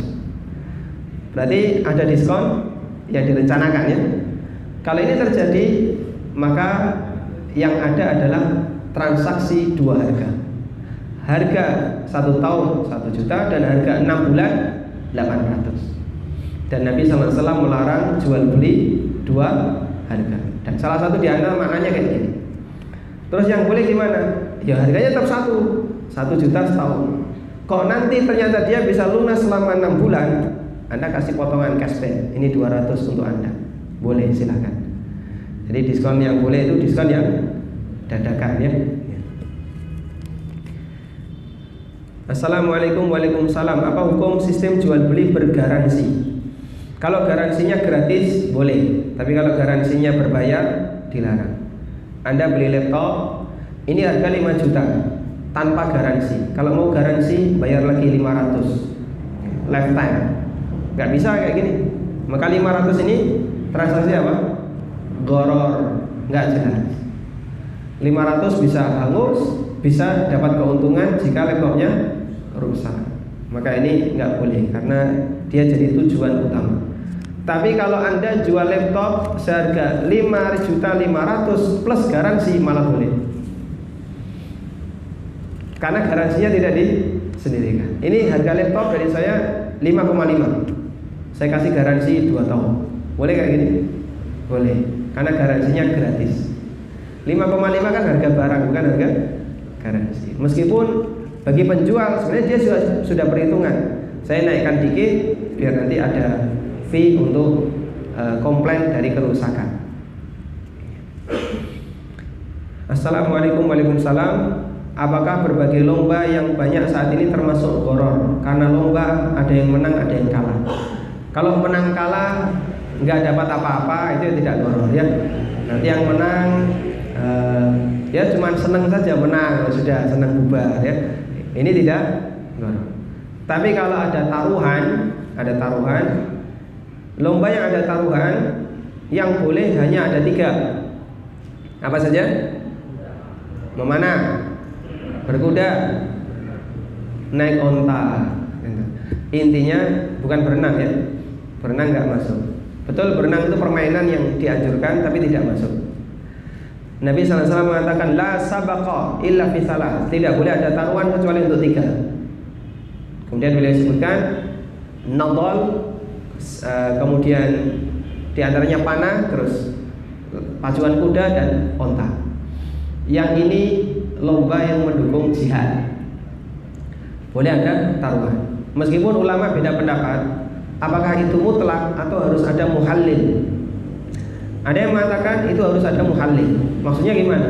Harus ada satu pihak yang dia ikut lomba tanpa taruhan. Jadi dia gratis. Ada 5 orang lomba memanah. Mereka semuanya taruhan. Harus hadir 1 orang ke 6 tanpa ikut taruhan sebagai muhallil. Sehingga dia kalau menang dapat hadiah tanpa modal apapun. Kalau kalah dia enggak rugi.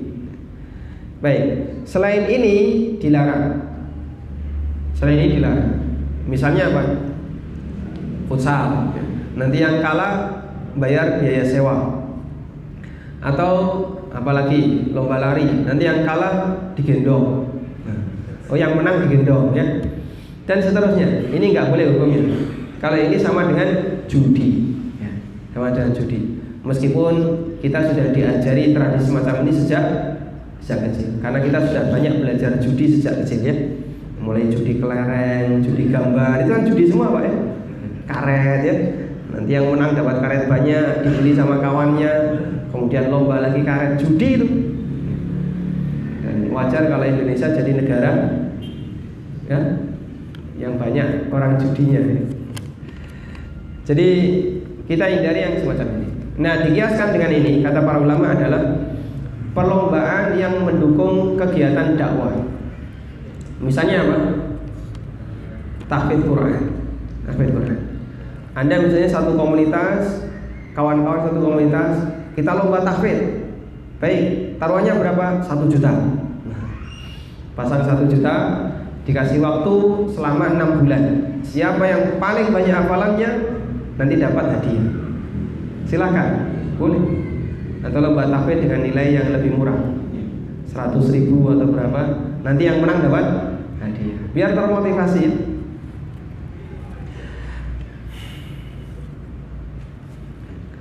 Apakah MLM PayTrend termasuk gharar? Baik. Apa yang ditransaksikan dalam PayTrend? Ketika orang daftar PayTrend itu beli apa? Beli apa? Beli aplikasi. Saya pernah download PayTrend gratis ya, tapi tidak bisa digunakan karena belum diaktifasi. Nah, untuk mendapatkan nomor seri aktivasi bayar. Nah, di situ kan bertingkat ya. Hanya untuk menggunakan software saja, misalnya 100.000. Yang kedua, ini yang paling bawah, apa? Silver ya. Kemudian ada yang atasnya lagi, yang gold. Yang gold itu bayarnya 250 misalnya. Nanti bisa mengoperasikan PayTrend plus bisa jadi berpeluang jadi upline, bisa mengundang orang lain untuk ikut. Kemudian ada premium. Nah, premium itu bayarnya lebih mahal dan fasilitasnya lebih lengkap lagi. Baik. Ketika orang itu ikut PayTrend, dia membeli aplikasi. Aplikasi yang dijual di PayTrend itu aplikasi apa? Aplikasi apa? Aplikasi PayTrend itu aplikasi apa? Pembayaran ya. Untuk bayar apa? Bayar listrik, bayar telepon, bayar beli tiket, beli-beli itu ya. Pokoknya untuk bayar-bayar dan beli-beli. Jadi PayTrend bukan aplikasi untuk mendatangkan uang, tapi untuk membuang uang. Padahal di tempat kita yang namanya beli tiket, bisa nggak orang beli gratis tanpa melalui PayTrend? Bisa. Kita bisa beli tiket pesawat lewat Traveloka atau Pergi-Pergi atau tiket.com, free, gratis. Anda bisa beli tiket kereta lewat itu semua, gratis. Anda bisa bayar telepon lewat internet banking, ya meskipun bayar, tapi kan tidak terlalu besar. Sehingga sebenarnya dari sisi transaksi, ketika dia bayar, kayaknya dia nggak butuh dengan software ini. Tapi kenapa orang banyak ikut? Karena dia dijanjikan kamu bisa berpeluang, bisa mengajak orang lain untuk ikut dan nanti dapat fee. Sehingga dia terlibat dalam rangka untuk mencari pasar. Dia mau daftar dengan tujuan bisa mendapatkan peluang pasar ya. Makanya dalam PayTrend itu aneh. Saya membuat ilustrasi kayak gini. Misalnya ya, saya punya ruko di seberang masjid ini. Terus saya buka loket PPOB. Kemudian ada kawan saya yang buka loket PPOB sama persis di samping saya. Kira-kira normalnya kita rela atau tidak? Seneng nggak ada orang kayak gini? Nggak seneng. Kenapa nggak seneng? Ini pesaing. Wah, kamu jangan buka di sini. Kalau mau buka sana 50 kilo dari sini. Ini pasar saya yang ada di sini. PayTrend aneh. Kita buka loket PPOB dan kita diminta ajak orang lain untuk ikut buka loket PPOB yang sama. Ajak saudara, orang tua, bahkan bila perlu istrinya juga diajak. Terus siapa yang nanti jadi konsumennya? Kalau semuanya punya loket PPOB, satu masjid ini karena pengaruh saya, semuanya install loket PPOB, padahal kita satu kampung. Terus yang mau bayar listrik saya sendiri. Yang mau bayar telepon saya sendiri. Istri saya misalnya mau bayar listrik, dia juga sudah punya. Listriknya cuma satu dibayar 2 orang. Sehingga aslinya nggak ada manfaatnya. Terus kenapa orang mau beli? Dia beli peluang. Dia beli peluang pasar. Dan peluang pasar itu bisa menguntungkan, bisa. Ketika dia menggunakan sistem ponzi, kemudian kanan kiri ada berpasangan terus ya, sistem ini lambat laun akan mengalami saturasi. Sudah jenuh, nggak bakalan bertambah. Siapa yang rugi? Yang di bawah. Siapa yang untung? Di atas. Di atas diam saja, dia dapat fee. Sementara mereka yang ada di bawah bayar dan nggak dapat apa-apa. Saya nggak punya pasar lagi, sudah nggak ada orang yang mau. Kasihan orang ini. Dan tadi gharar itu adalah ada satu pihak yang diuntungkan di atas kerugian pihak yang lain. Bisa dipahami insyaallah? Baik. Terlepas dari latar belakang tokoh yang ada di balik itu, karena yang namanya yang namanya transaksi kita tidak boleh taklid. Kita melihat dari sisi bagaimana penjelasan yang detail di sana. Dan banyak mereka yang kemudian mulai resah ketika Python sudah mulai nggak laku. Mereka kebingungan. Nah, orang beli Python itu apa? Semuanya pada punya. Seharusnya kan ketika saya punya, tolong yang lain jangan ada yang install. Nanti kalau mau bayar-bayar lewat saya, biar saya dapat fee kan gitu. Ini enggak, silahkan semuanya diinstal, bayar sendiri. Akhirnya peluang pasar saya semakin kecil.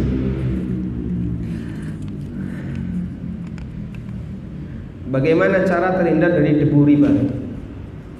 Pakai masker. Hadirin yang dimakan Allah Subhanahu wa taala, realita akhir zaman. Karena saking banyaknya riba, sampai disebutkan dalam hadis, orang yang berusaha menghindari riba, asabat mubaruha, dia akan terkena debunya. Namun hadis ini diperselisihkan oleh para ulama. Ada yang mengatakan sahih, ada yang mengatakan hasan, ada yang mengatakan dhaif. Anggap hadis ini adalah hadis yang dhaif. Itu sunnatullah yang tidak mungkin bisa kita hindarkan. Terus bentuknya apa Pak? Debu-debu riba. Kita kan nggak bisa menghindari sama sekali. Sunnatullah susah bagi kita untuk menghindar. Sebagaimana kejadian fitnah di akhir zaman. Nabi SAW mengatakan, satakunu fitanun, akan banyak fitnah yang menyebar di tengah kalian. Bisa nggak kita menghindari fitnah? Sangat susah. Pasti kita akan kena imbasnya. Jangankan fitnah yang sebabnya besar, gara-gara satu orang kafir saja se-Indonesia rame. Itu fitnah kan? Itu fitnah. Sampai muncul khilaf antara para asatidzah, ustadz sini mengatakan, ustadz itu mengatakan, akhirnya mereka tegak. Cuman gara-gara satu orang kafir. Belum lagi yang ada di bawah, mereka rame. Kemudian sampai muncul ada yang mati nggak disolati, ada yang ini. Fitnah semua itu. Fitnah semua. Ketika musim pemilu kemarin, para asatidzah beda pendapat. Antara ada yang pro, ada yang milih dan yang tidak milih. Akhirnya mereka tegak, fitnah juga. Jadi saya ketika membaca komentar di beberapa grup ya, di WA, subhanallah, gara-gara satu orang kafir semua kaum muslimin kena imbas. Dan bisa jadi ada di antara mereka yang kena dosa, meskipun kita tidak merasa. Pasang status di FB, pasang status di apa, cerwit di Twitter kan gitu ya. Dan bisa jadi menyinggung orang lain, menyalahkan orang lain, menyudutkan orang lain tanpa bukti, dan itu bahaya. Terus gimana Pak solusinya? Ya, namanya menghindar ya sebisa mungkin. Meskipun kalaupun kita kena, kita tidak berdosa. Yang paling penting di sini adalah kita menjamin jangan sampai ketika itu terjadi saya kena dosa. Meskipun bisa jadi kita kena sedikit, tapi jangan sampai terlalu besar. Debu riba ini tidak semuanya menjadi haram. Contoh debu riba seperti efek samping ketika kita melakukan akad yang sebenarnya kita tidak ingin ada ribanya, tapi tetap kena. Misalnya apa? Anda tadi ya naik angkot ada asuransinya, naik kendaraan ada asuransinya. Ketika kita jual beli menggunakan ATM atau menggunakan yang lainnya dan sebagainya. Sehingga hadirin bahkan Allah, kita hanya bisa berusaha menghindari semaksimal yang bisa kita lakukan. Kalaupun nggak bisa, maka yang tidak mampu kita lakukan tidak ada beban dosa. Wallahu ta'ala a'lam. Mohon penjelasan mengenai hukuman ya bagi orang yang terlibat dalam urusan riba.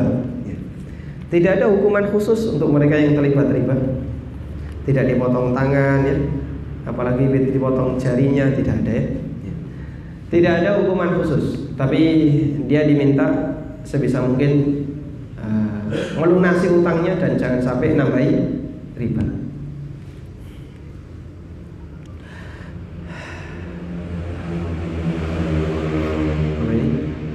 Saya berakad musyarakah dengan menerima barang dari sahibul mal. Apakah saya boleh mendahului jual milik saya daripada barang sahibul mal? Berarti yang diserahkan barangnya seragam ya.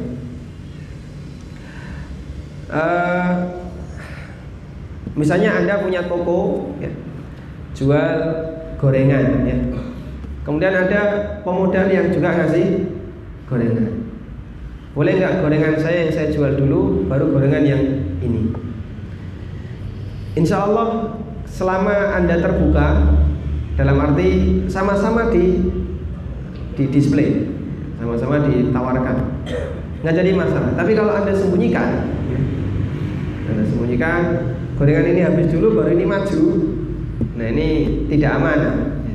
Berikan kesempatan yang sama untuk barang yang Anda jual. Masalah nanti mana yang lebih laris itu tidak perlu kita pikirkan, karena rizki datang dari Allah. Kalaupun barang kita yang laris, alhamdulillah. Barang kawan kita yang laris, kita juga dapat bagi hasil. Assalamualaikum. Waalaikumsalam. Bagaimana hukum tabungan di bank syariah yang dijamin oleh LPS? Anda ikut produk yang mereka namakan dengan wadiah, itu paling aman, karena nanti gak ada tambahan bunga. Mereka tidak akan ngasih tambahan sedikit pun. Produknya namanya wadiah. Dan kalau ikut produk ini paling tidak memperkecil bahaya berinteraksi dengan bank yang mungkin ribanya belum hilang.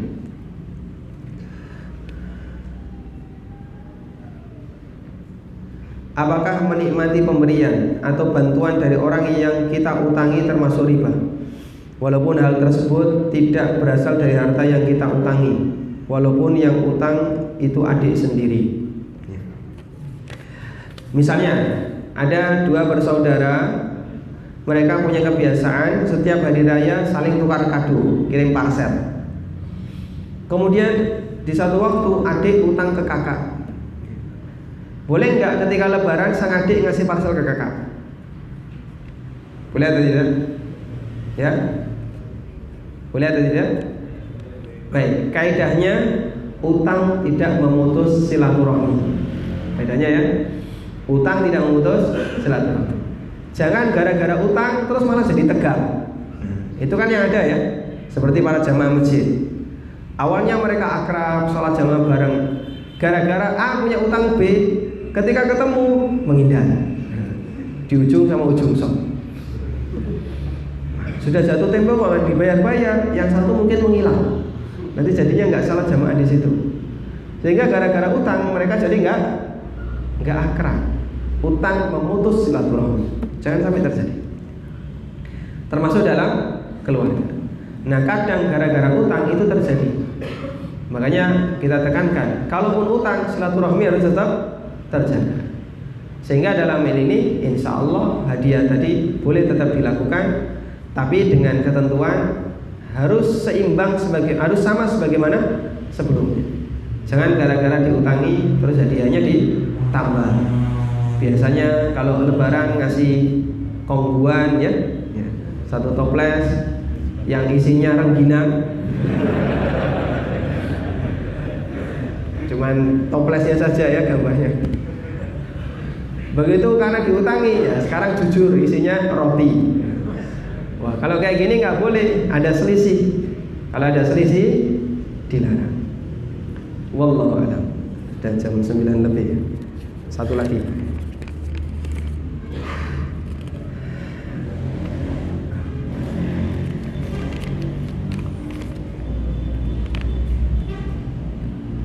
Assalamualaikum. Waalaikumsalam. Bagaimana pandangan Islam tentang tips?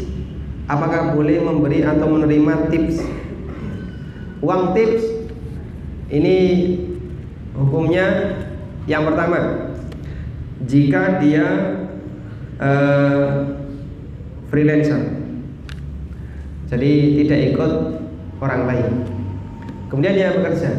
Misalnya saya seorang teknisi komputer, saya bekerja freelance, dapat klien, saya tetapkan harganya untuk satu servis 100.000. Kemudian saya servis bagus hasilnya, dia ngasih 100.000 plus dikasih tips, boleh diterima nggak? Boleh, karena freelancer. Termasuk yang sering kita jumpai adalah supir taksi. Supir taksi itu freelance.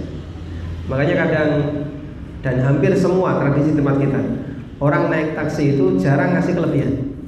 Rata-rata lebih ya. Kalaupun pas jarang ya, mesti dinaikkan, dilebihkan. Itu di tempat kita. Beda dengan di luar negeri kan. Nah, kalau di Jepang atau di daerah mana begitu, tertera segitu, ya dia minta segitu. Dan aib kalau dia tertera segitu dikasih lebih, itu aib. Di negara kita tertera segitu kok bayar segitu, aib.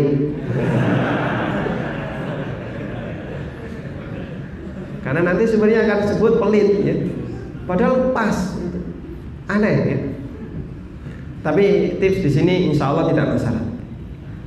Yang kedua, tips untuk mereka yang sudah mendapatkan gaji tetap atas jasa dia yang merupakan tugas dia. Misalnya dia bertugas sebagai montir, dia kerja di sebuah bengkel, bekerja sebagai montir, dapat gaji bulanan sekian. Setelah dia menyelesaikan tugasnya, ada salah satu konsumen dia, customer dia kasih tips. Ini nggak boleh diterima. Kenapa nggak boleh? Ini yang disebut oleh Nabi SAW sebagai harta khianat, gulul.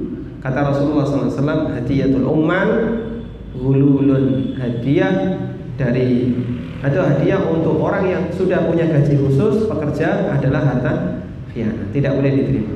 Dan tolong kita jangan ngasih. Meskipun kita sudah gatelan pengen ngasih, tapi jangan ngasih. Sebenarnya saya pengen ngasih, saya pengen berterima kasih kepada orang ini, tapi mohon maaf ini nggak boleh. Layanan dia biarlah, itu kan dia yang sudah dapat gaji, maka jangan dikasih tips.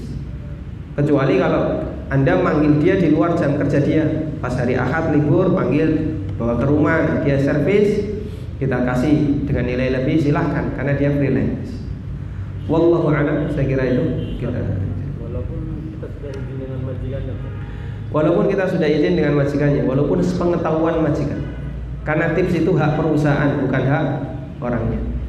Apa dalilnya? Dulu di zaman Nabi SAW, beliau pernah mengutus beberapa sahabat untuk jadi amil, dan amil itu kan pejabat negara. Si A silakan jadi amil di sana, B amil di sana. Ada salah satu sahabat namanya Ibnu Lutbiyah.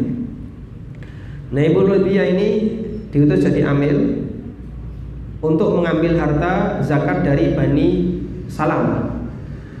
Ada salah satu muzaki yang dia setor zakat. Ini zakat saya, ini hadiah untuk Anda. Kemudian pulang dia, lapor kepada Nabi SAW. Jujurnya sahabat ini, andaikan kita mungkin pulang dulu, hadiahnya disimpan. Tapi ini sahabat enggak, datang langsung kepada Rasulullah SAW. Ya Rasulullah, hadza zakatun wa hadza hadiyatun li. Ya Rasulullah, lapor, ini zakat dan ini hadiah untuk saya. Jujur. Apa kata Rasulullah SAW? Beliau memarahi amil ini. Beliau berkhutbah, fama balu rijalin yasta'miluna, kenapa masih ada orang astamilu lahu, yang saya jadikan sebagai amil.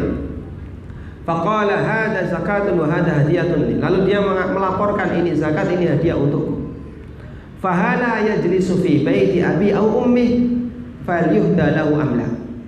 Coba dia duduk saja di rumahnya, di rumah bapak ibunya. Ada enggak yang ngasih hadiah? Enggak ada. Dia dapat hadiah karena posisi, karena dia melayani klien. Padahal itu memang tugasnya. Coba kalau dia nggak punya posisi itu, ada yang nggak ngasih hadiah? Nggak ada. Maka hadiah ini disebabkan karena posisi. Dan itu yang menjadi alasan mengapa Rasulullah SAW melarangnya, meskipun hadiah itu dilaporkan kepada Nabi Sallallahu Alaihi Wasallam. Dan ketika beliau menerima hadiah itu oleh Nabi SAW, hadiah itu ditaruh di Baitul Mal karena ini harta bermasalah. Dan ini jadi dalil harta yang haram karena cara mendapatkannya nanti digunakan untuk kepentingan umum, taruh Pak RT atau Pak RW untuk pembangunan umum. Wallahu a'lam wa sallallahu ala nabiyyina Muhammadin wa ala alihi wa sahbihi wasallam. Oh iya, ketinggalan ya. Ketinggalan ada 6 buku ya. Ada 6 buku. Sebutkan pengertian gharar. Yang angkat tangan duluan ya sini tadi.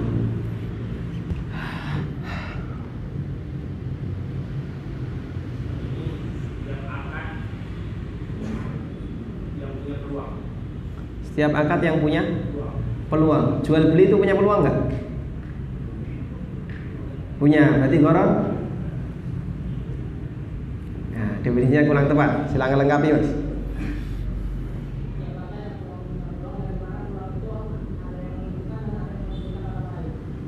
Ada yang menguntungkan, ada yang merugikan orang lain.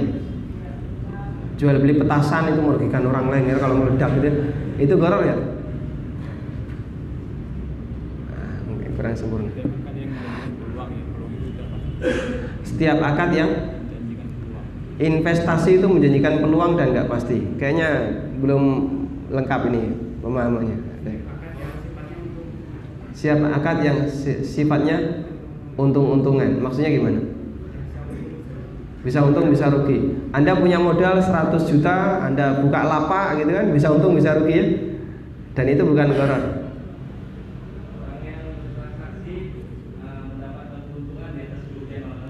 Orang yang bertransaksi dengan mendapatkan keuntungan di atas kerugian orang lain. Contohnya judi. Tambahkan dikit lagi. Yang objek transaksinya objek transaksinya peluang. Bukan transaksi yang menghasilkan peluang. Semua transaksi menghasilkan peluang ya. Tapi yang saya maksud adalah objek transaksinya peluang. Insya Allah dapat yang belakang gak apa-apa ya. Barakallahu fikum. Pertanyaan berikutnya.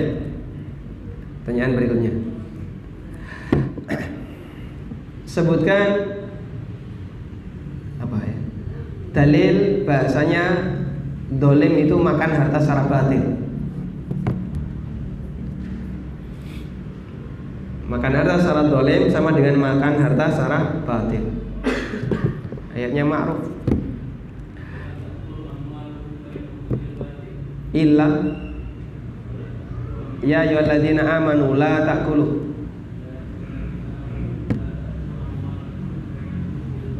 illa an takuna antara minkum. Enggak sempurna, nanti sebagian untuk saya. Barakallahu fiikum. Pertanyaan selanjutnya. Baik. Apa yang dimaksud dengan jual beli mabrur? Siapa tadi yang duluan? Ini kayaknya ya.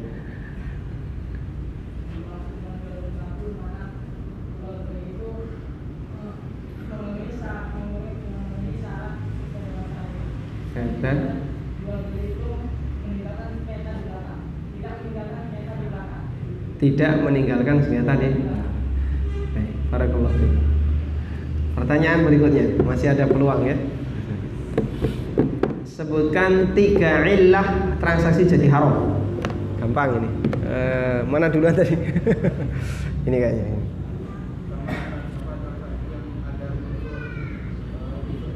Dolim. Ada gharar dan riba.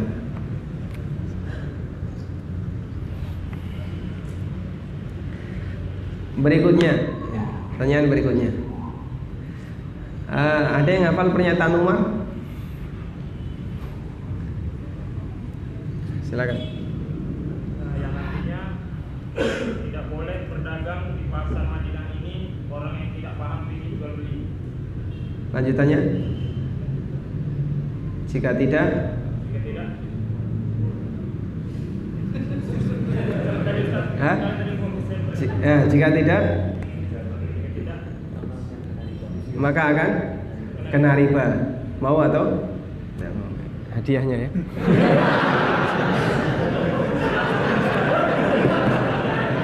Nggak sempurna ya. Karena yang penting kan ujungnya. Kalau tidak maka dia akan makan riba. Sya'am aba, mau maupun tidak mau, sadar atau tidak sadar. Yuk, itu manfaatnya, ada manfaatnya nggak? Manfaat. Baik, pertanyaan selanjutnya.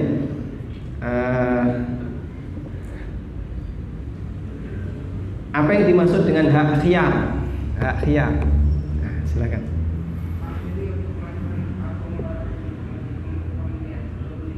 Hak pilih antara melanjutkan atau membatalkan jual beli transaksi. Barakallahu fikum. Pertanyaan selanjutnya.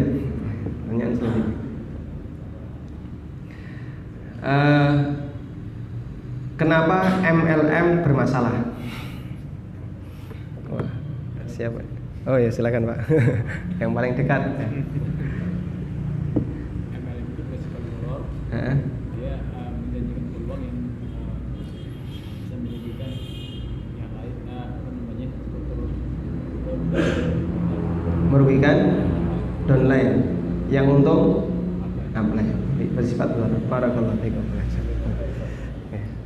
Jazakumullah khairan, dan mohon maaf jika ada banyak kekurangan. Wassallallahu ala nabiyyina Muhammadin wa ala alihi wa sahbihi wasallam. Wa akhiru da'wana alhamdulillahi rabbil alamin. Subhanakallahumma wa bihamdik asyhadu an la ilaha illa anta astaghfiruka wa atubu ilaik. Wassalamualaikum warahmatullahi wabarakatuh.